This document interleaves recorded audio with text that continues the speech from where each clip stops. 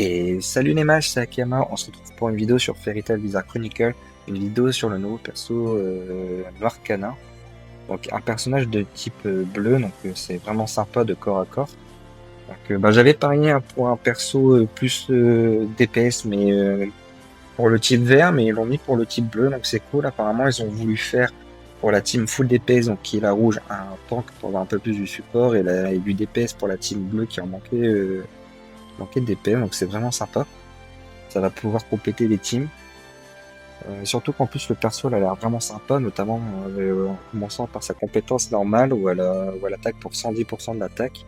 Et si elle touche, elle a 20% de chance d'augmenter son coup critique pendant 3 secondes.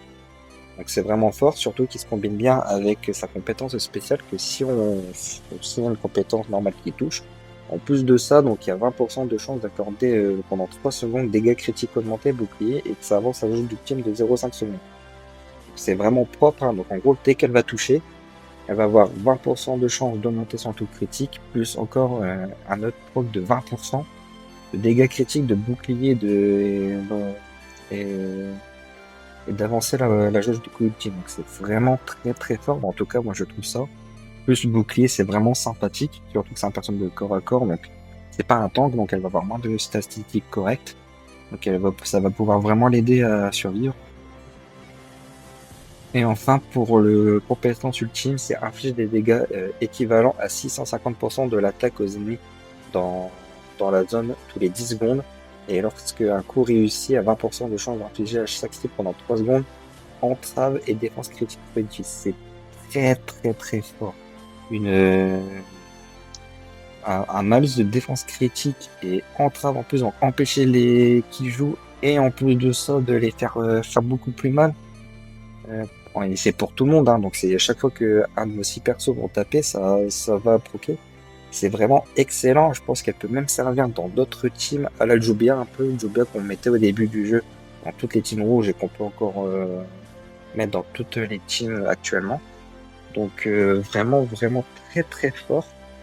Donc j'approuve vraiment ce perso et en plus le design, je le surkiffe. Les personnages de Noircana et de Gildark et de Noir Gildark sont vraiment sympathiques.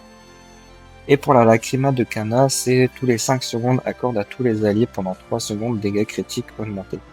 Donc c'est juste broken, c'est en gros il y a que 2 secondes vous avez pas les dégâts critiques augmentés, c'est absolument broken.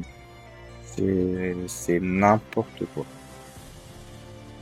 Ensuite, pour la tier list, c'est simple, hein, Kana pour moi c'est largement en Z. C'est un perso qui va vraiment avoir sa place dans la méta. On va pouvoir le jouer limite dans plusieurs teams, même pas que bleu, hein, on va peut-être pouvoir trouver d'autres remplacements possibles avec elle. Parce que rien que le fait qu'elle diminue la défense critique, c'est vraiment un plus pour n'importe quel team. Donc c'est un peu comme Grey qui met le gel et la baisse de def avec le gel. Donc elle a un peu le même avec l'entrave et la baisse de défense critique. Mais bon, elle est quand même un peu mieux, la défense critique, ça reste mieux quand même que la défense. Et un petit peu en dessous de Jubia, parce que Jubia c'est un perso quand même distance, donc elle s'intègre un peu mieux au team. Parce que vu que Kana elle est corps à corps, et du coup dès qu'elle va mourir, elle pourra avoir moins l'occasion de proquer ses états. Donc voici pour mon choix. Enfin pour sa Lacrima, elle est juste totalement broken. Augmentation d'attaque critique pendant 3 secondes, tous les 5 secondes, c'est juste insane, c'est vraiment trop fort. Donc c'est pendant tout le combat que ça va proc, y a pas ça va pas déterminer, vous avez pas un tout ou quoi, il y a que 2 secondes où vous l'avez pas pour 3 secondes où vous l'avez, et les 5 secondes de début de combat, hein, bien évidemment. Bon, ça paraît évident. Donc c'est juste broken, juste un peu moins bien quand même que celle de Lucie. Parce que même ici l'attaque critique, c'est mieux que la défense au niveau du debuff, ou du buff. Celle de Lucie, c'est tout le temps, il n'y a pas d'histoire de 5 secondes, tous les 5 secondes pendant 3 secondes, c'est tout le temps. Donc voilà, le problème de la Lacrima de Kana, c'est que si vous avez un ulti ou quoi qui passe pendant les 2 secondes où il n'y a pas le boost, c'est dommage quoi. Mais sinon, c'est totalement broken quoi. Sur ce, j'espère que ça vous aura plu. N'hésitez pas à vous abonner et à liker. Et sur ce, ciao ciao les mages.